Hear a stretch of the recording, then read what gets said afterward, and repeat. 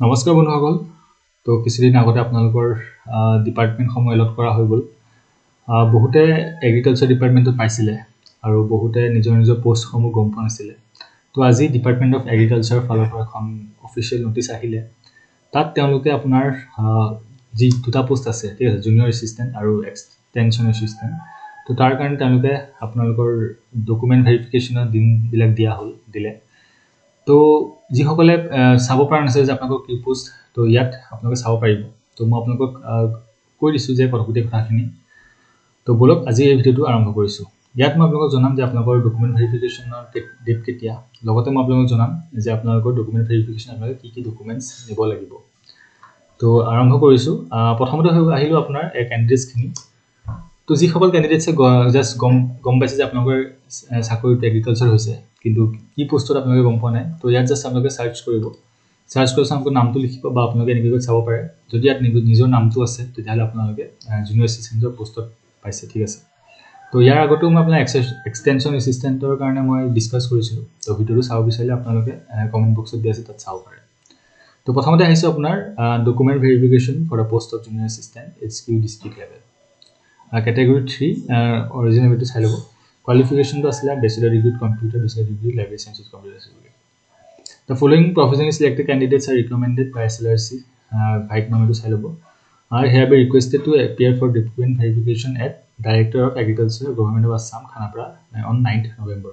তো আপোনালোকৰ ডকুমেণ্ট ভেৰিফিকেশ্যনসমূহ হ'ব 9 নৱেম্বৰ তাৰিখে 2025। আৰু ভেনিউটো দি দিলে তেওঁলোকে playground within the agriculture campus, Krishi Bhawan, director of agriculture, Assam, Khanapara, Guwahati, ঠিক আছে। মানে আপোনালোকে এইটো মেইন খানাপাৰাতে আছে, যোনখন আপোনাৰ এগ্ৰিকালচাৰ কলেজ আছে তাতে আছে। চৰি, এগ্ৰিকালচাৰ কেম্পাছ, তাতে আপোনালোকে মেইন খানাপাৰাত গ'লে আপোনালোকে পাব।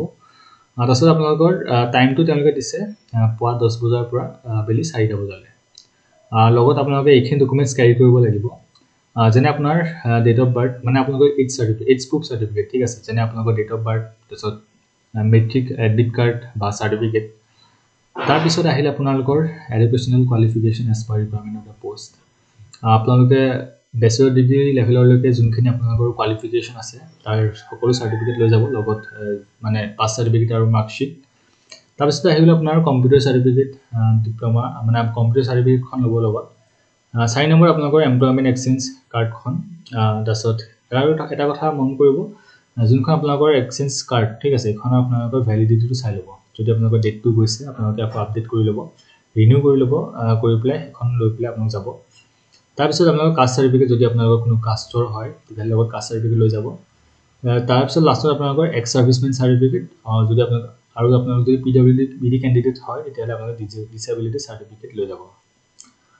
তো এইখিনি আছিলে আপোনালোকৰ ডকুমেণ্টছখিনি। আপোনালোকে এটা জেৰক্স লগতে তাতে চেল্ফ এটেষ্ট কৰিব, মানে এটা চাইন কৰিব সকলো জেৰক্স কপিবিলাকত, আৰু লগত আপোনালোকে নিজৰ অৰিজিনেল ডকুমেণ্টছ সকলো লৈ যাব, ঠিক আছে। জেৰক্স আপোনালোকে পাৰিলে 2টা ল'ব, কাৰণ এটাই লাগে, কিন্তু বেকআপৰ কাৰণে মই 2টা ল'ব কৈছোঁ। তাৰপিছত এইখিনি হৈ গ'ল আপোনালোকৰ কেণ্ডিডেটছসকলৰ নাম। তো তেওঁলোকে অকল ইমানখিনি তেওঁলোকে দিছিলে। তো আপোনালোকে চাই ল'ব, 9 তাৰিখে আপোনালোকে গৈ আপোনালোকৰ ডকুমেণ্ট ভেৰিফিকেশ্যন কৰি ল'ব। তো ভিডিঅ'টো আজি ইমানে আছিলে। ভিডিঅ'টো যদি ভাল পালে ভিডিঅ' লাইক কৰিব, নতুন আপডেটছ পাবলৈ চেনেলটো ছাবস্ক্ৰাইব কৰি ল'ব। আৰু আজি ইমানে, ধন্যবাদ।